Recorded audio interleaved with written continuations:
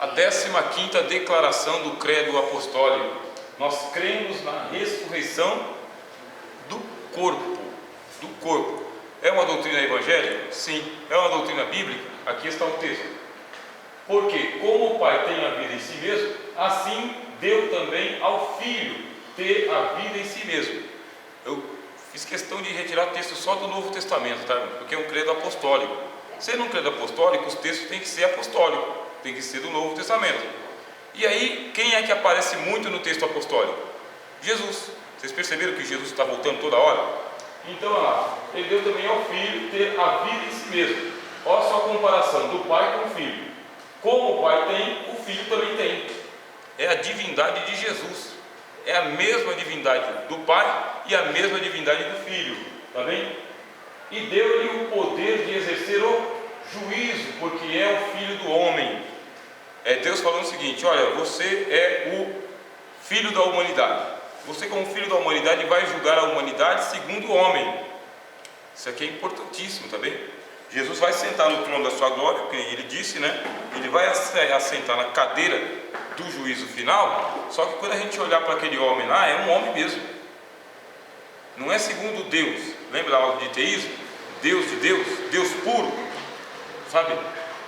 Não é Deus puro. Eu estou usando uma linguagem, tá bom? Não é Deus puro sem humanidade. Não é o Deus Pai, tá bem? Por que não é o Deus Pai? Porque Ele deu o poder para Jesus. Olha, seria eu. Se isso não tivesse você, tinha que ser eu mesmo. Mas tem você, então vai ser você. Porque você, além de ter a natureza de Deus, tem a natureza do homem. E nesse aspecto aqui tem uma diferença. Porque o Pai só tem a natureza de Deus. E o Espírito Santo só tem a natureza de Deus. E Jesus tem a natureza de Deus e do homem. Jesus é a única pessoa na Trindade que tem duas naturezas, a do homem e a de Deus. Uma que não foi criada, que é a divina, e uma que foi criada para ele, que é a humana. Isso aqui deu um trabalho na história da teologia, a gente vai passar por isso, mas deu um trabalho entender isso. Os monofisistas, tá bem? Eles falaram o seguinte: não, Jesus ele não tinha duas naturezas, uma divina e uma humana. Jesus só tinha uma natureza misturada na outra. Aí para nós, assim, se a gente não conhecer teologia, passa de boa, né? A divina misturada na humana, né? Tá tudo combinado. Aí o pessoal que tem aquela inteligência teológica falou: não, filho, se Jesus tem as duas naturezas, humana e divina, e uma está misturada na outra, Jesus é um monstro. É um monstro, ele é um ser híbrido. Ser híbrido é aquele que está misturado. E Jesus não é monstro, não está misturado. São duas naturezas e uma não se confunde com a outra. A divina continua divina, a humana continua humana, e uma não fica lá se chocando com a outra, fazendo um milkshake divino. Não tem isso. É só Cristo que consegue manter duas naturezas sem ficar confuso. Será que eu sou Deus? Será que eu sou homem? Será que eu vou fazer esse milagre aqui pelo poder do Pai? Jesus não tinha essa confusão mental.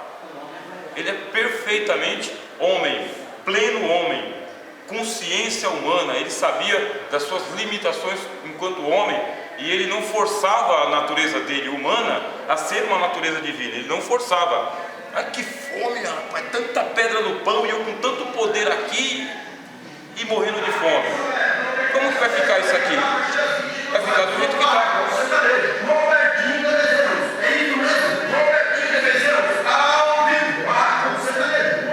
Ó, o bom de gravar ao vivo é isso, né? Sai até comercial do Robertinho. Então Jesus, assim, ele não confundiu nunca a natureza humana dele. Estava com fome, 40 dias em consagração ou em jejum, tá bem? Com fome, aproximou-se dele o tentador e disse: se tu és o Filho de Deus, transforma essas pedras em pães. Aí Cristo não confundiu a divindade com a humanidade dele, plenamente humano. Ué, quando o ser humano está com fome, ele não transforma nada em pão, ele morre de fome. Não existe nesse exato momento 1,5 bilhão de pessoas morrendo no mundo de fome, nesse exato momento, mas morrendo literalmente. Pessoa que passa 4, 5 no 7º dia está morrendo. Não tem ninguém transformando pedras em pães. O camarada mora na Caatinga do Nordeste, ele vai lá e ele assa um calango, não é isso? Não é isso? Está com sede, ele não cava um poço lá 5, 10, 15, 30 metros para pegar uma água barrenta. Ele faz isso. Então Cristo plenamente plenamente humano tem consciência de que ele não pode apelar para o milagre. Ele não pode. Não tem um milkshake de Jesus misturando a natureza humana com a natureza divina, não. Humano e divino. E quando ele sentar na cadeira do juízo, quem vai sentar é o Filho do Homem. Deus falou: eu quero que você julgue a humanidade pela sua humanidade, como homem. Eu quero que você olhe no olho de cada homem, de cada mulher, de cada jovem, de cada criança, e saiba o que é ser homem, o que é ser adolescente, tentado, mulher dona de casa, homem trabalhador. Eu quero que você seja experimentado nos trabalhos mesmo, que tua mão tenha calo. O autor aos Hebreus fala: aprove a Deus aperfeiçoar o príncipe da nossa salvação por meio do sofrimento. Não tem trono de ouro para ele na terra, não, tem cruz e espada mesmo. É isso que tem para Cristo. É experimentado nos trabalhos, oprimido e o mais desprezível entre os homens. É para Jesus, quando ele olhar para você e saber que você foi desprezado, está sendo desprezado, é saber exatamente o que é ser desprezado, porque ele sentiu isso e até hoje sente. Então não é tão simples para Jesus julgar a humanidade do tipo um juiz que, você sabe esse juiz que a vida dele foi só flor, né? Foi para a faculdade, se formou em direito, o pai dele pagou para ele lá todos os livros que ele quis, matava as aulas de direito, pagou para alguém fazer lá o TCC dele, né? Comprou alguns professores com a propina, aí se tornou um advogado, depois ele fez o OAB, conseguiu a carteirinha dele, mas nunca experimentou aqui o pão suado. Então na hora que ele está julgando lá um criminoso, ele não sabe. Ele não sabe. E não é que eu estou justificando o criminoso, mas a ideia é mais ou menos essa mesmo. Se fosse um camarada nascido no gueto e que chegou a ser o juiz, a história é outra. Agora, ele não é, os juízes não são nascidos no gueto. Dificilmente você vai encontrar um desse aí. Geralmente é classe média alta, né? Dificilmente é um pau pérrimo da comunidade favelada. Dificilmente. Vai ter algum classe média lá, que o pai era empresário, ou um pobre que passou por sorte lá no Enem lá, mas é muito difícil. O caso do Cristo é o seguinte: ele é o juiz de todos os homens, tá bem? Como o Filho do Homem. Aí Cristo fala: e não vos maravilheis disso, porque vem a hora em que todos os que estão nos sepulcros ouvirão a sua voz. Esse texto aqui, ele é apavorante. Ele é apavorante, porque a ideia que a gente tem é o seguinte: graças a Deus que morreu, né? Graças a Deus que morreu, parou de perturbar a humanidade.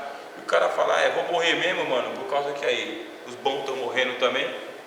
Aí é apavorante porque os bons vão surgir, mas os mortos também, os ruins também. Todos os que estão nos sepulcros, tá bem? Não vos maravilheis, porque vem a hora em que todos os que estão nos sepulcros ouvirão a sua voz. Literalmente. Esta semana, por exemplo, eu acabei ontem de sepultar o meu cunhado que o câncer levou. Ele voltará. E assim vai. Um pastor lá, que foi pastor da nossa igreja lá também, com mais de 70 anos, o Senhor levou. Aí hoje eu recebi a notícia de uma irmã que tinha mais de 10 anos que estava em coma, o Senhor levou também. E esse negócio do Senhor levar tá se espalhando, está bem perto da gente, né? Estamos ouvindo todo dia, né? Crente que morre de um jeito, crente que morre do outro. Esse pessoal que está morrendo lá no Rio de Janeiro, policial, criança, quando você vai ver, estava indo da igreja, vindo da igreja, entendeu? Era filha de alguém da igreja. Está muito perto da gente esse negócio aí de a morte levou, né? Muito perto mesmo. E um dia ouvirão no sepulcro, ó só, estão aonde? No sepulcro, ó. Vai ouvir no sepulcro, tá bem? A voz: os que fizeram bem sairão para a ressurreição da vida, e os que fizeram mal para a ressurreição da condenação. O que nós cremos? Nós cremos na ressurreição do corpo. A gente não é espírita, irmãos. Espírita crê na reencarnação, tá bom? Vou explicar aqui para ficar bem delineado. Um cristão não crê em reencarnação por causa das doutrinas das Escrituras. O que é reencarnação? É a doutrina espiritualista ou espírita, tá bem? Ou mística, de que nós passamos por várias reencarnações até a gente poder chegar a uma consciência superior. Isso é a reencarnação. É você tomar consciência que você não pode ficar preso na carne. Você tem que melhorar o seu espírito, fazer boas obras, obras de caridade para os outros, reconhecer aquilo que você está errando contra você e contra os outros, porque na hora que você morrer, aí você vai ser levado para o plano astral. E lá no plano astral, o universo, que é uma espécie de consciência divina, não é um Deus, entendeu? É uma consciência divina. o universo ele vai mandar ao seu encontro os seres de luz. Esses seres de luz são pessoas que também já desencarnaram e que não precisam se reencarnar mais. Por quê? Já cumpriram a parte deles e chegaram lá no estado de Nirvana. O que é estado de Nirvana? É o estado de consciência pura, consciência cósmica, harmonia com o universo. Não precisam se reencarnar mais, porque agora eles já estão aperfeiçoados. Só que você ficou do lado de cá aprontando todas, chegou do outro lado, você vai ter que ter um encontro com esses médicos espirituais, vestidos assim, de camisa branca, sabe, com a cabeça brilhando, mais ou menos isso. Aí lá eles vão dar um aconselhamento para você, porque a doutrina da reencarnação diz o seguinte, que assim que você morre, você não aceita a morte, você não aceita. Você morre e você queria estar preso ao plano físico. Enquanto você está preso ao plano físico, você não consegue permissão para reencarnar. Não consegue. Por isso que eles são seres de luz que estão do outro lado. E quando você parte para o outro lado e você está preso ao mundo físico, pelo carro que você deixou, a casa, o emprego, a boa vida, os filhos, enquanto você está preso aqui, aí você vai para o inferno astral. Esse inferno astral é um pesadelo que você fica vivendo lá. Os seres de luz vêm e eles vão te doutrinando, Enquanto você não percebe que você morreu, você vira uma espécie de espírito encosto. E lá vai você e baixa na sessão espírita. Você baixa na sessão espírita, tá? Um atabaque aqui, um charuto ali, uma música lá, chama teu nome e você vem. Quando você vem, você fala com os familiares, com as pessoas. Ou então, quando você vem, é porque o Pai de Santo está te chamando, tá bem? E o Pai de Santo ele vai te doutrinar. Tem uma doutrinação para o espírito no mundo espírita. Ele doutrina o espírito para dizer para ele o seguinte: olha, você tem que desencarnar, você tem que evoluir, você tem que se desprender. Ah, mas eu tenho que falar com a minha família primeiro. Aí chama a família, aí dá consulta para a família lá. E a família tem que liberar o espírito do cara para ele ir embora. Porque se a família não liberar, ele não vai. Fica do lado de cá. A doutrina espírita é um negócio bem criativo, sabe? Mas bem criativo mesmo. Quando a família libera a alma do falecido, sabe? Libera mesmo, desmonta lá o quarto da criança que morreu, doa a roupa do camarada que morreu, sabe?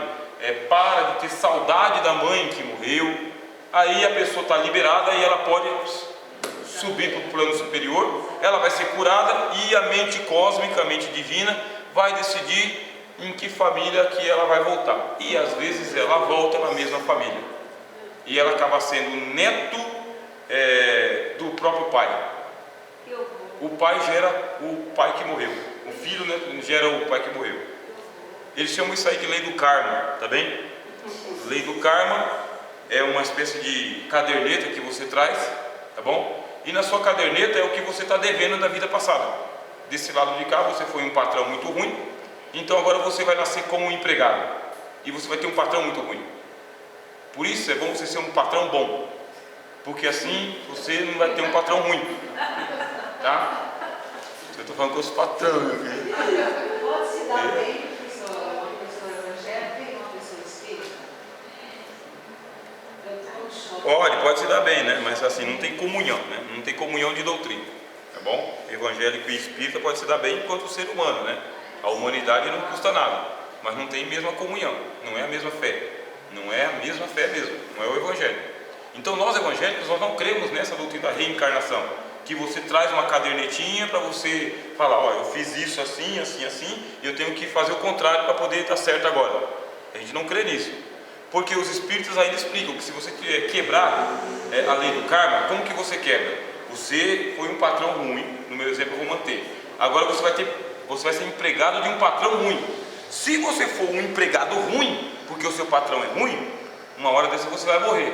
E quando você morrer, você vai ter que voltar de novo. E agora, ao invés de você ser empregado ruim, você vai ser um desempregado. Piorou a sua situação. Só piora.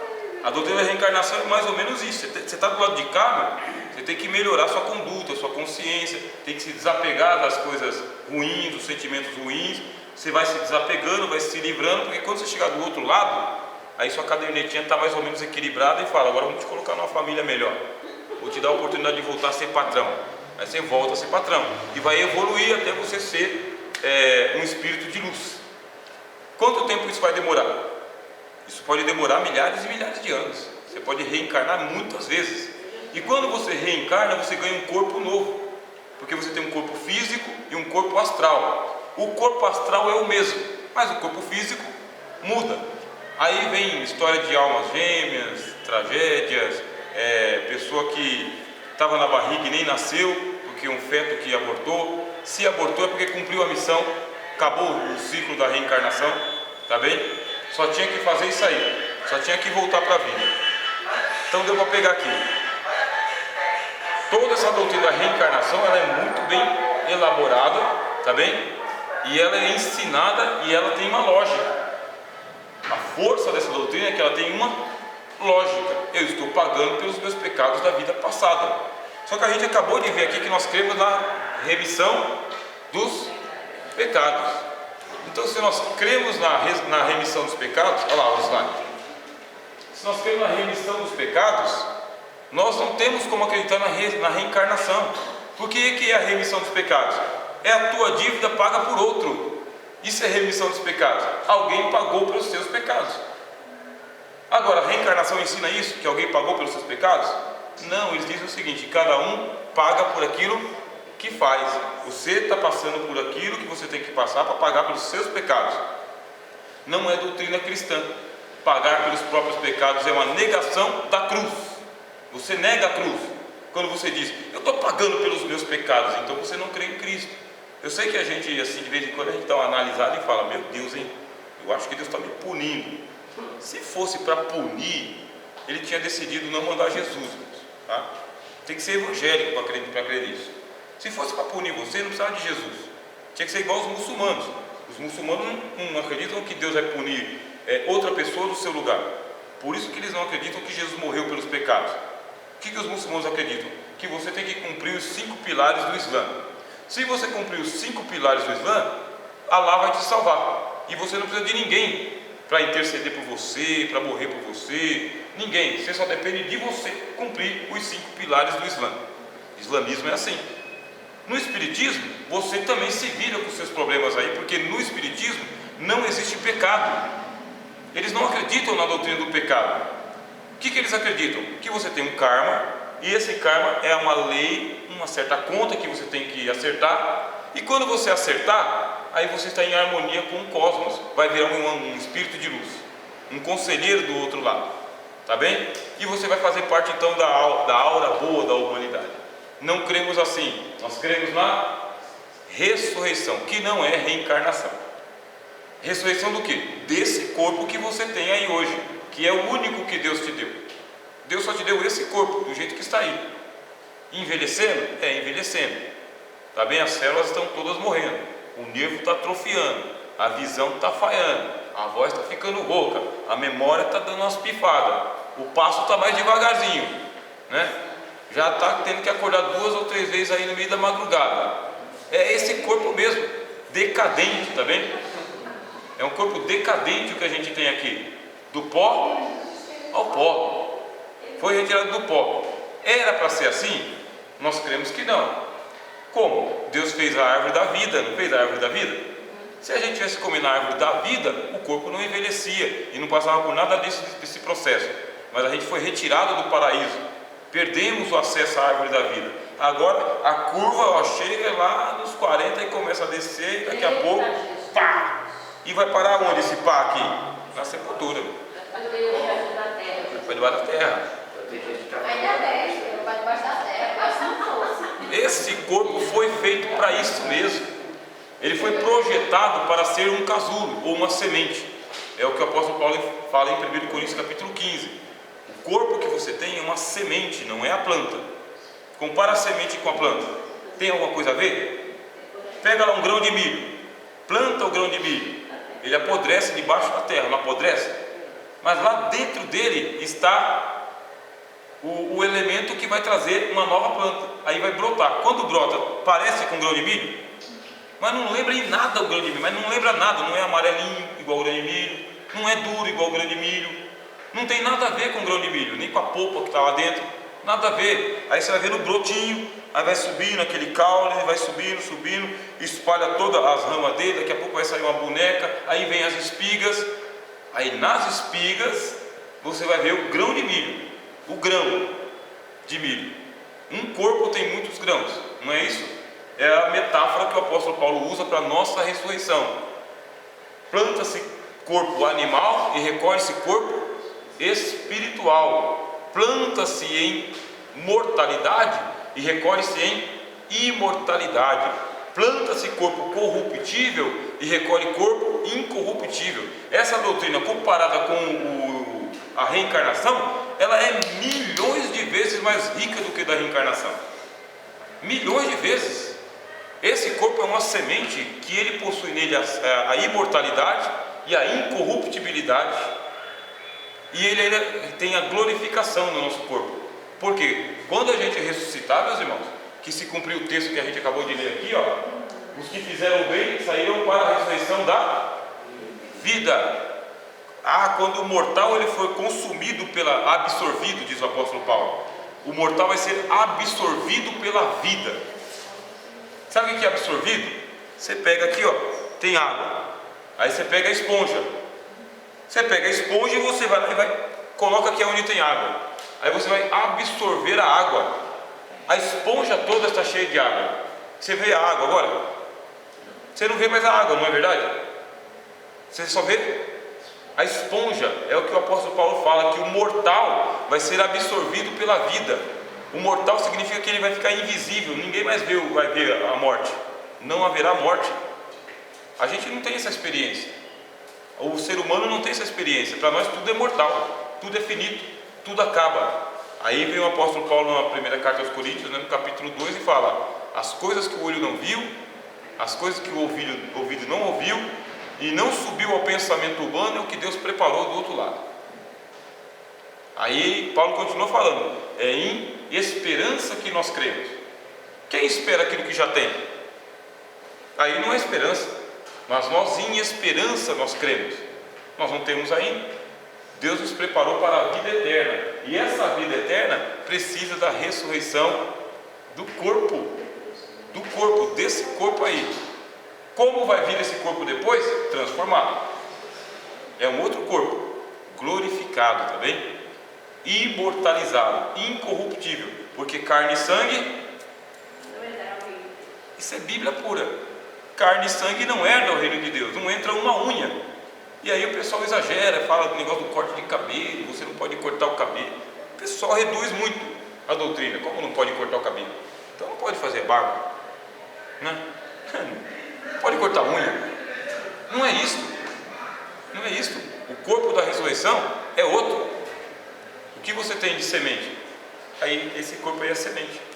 Aí ele vai ser desintegrado pela terra, ou vai ser cremado, ou vai ser comido pelo peixe, caiu uma bomba atômica aqui e virou pó e cinza. E agora?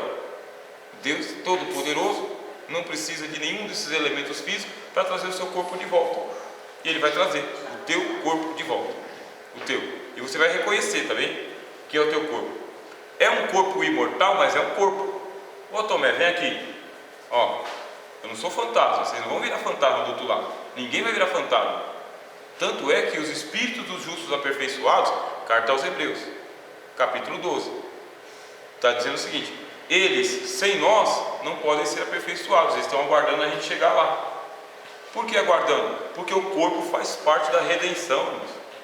O corpo não pode ser machucado, o corpo não pode ser mutilado, o corpo não pode ser profanado. O corpo tem que ser reservado para o Senhor, entregue ao Senhor. Glorificai, pois, a Deus no vosso espírito e no vosso corpo, porque não provém de nós. E aqui, doutrina evangélica pura, para a gente saber que nós temos que santificar também o corpo.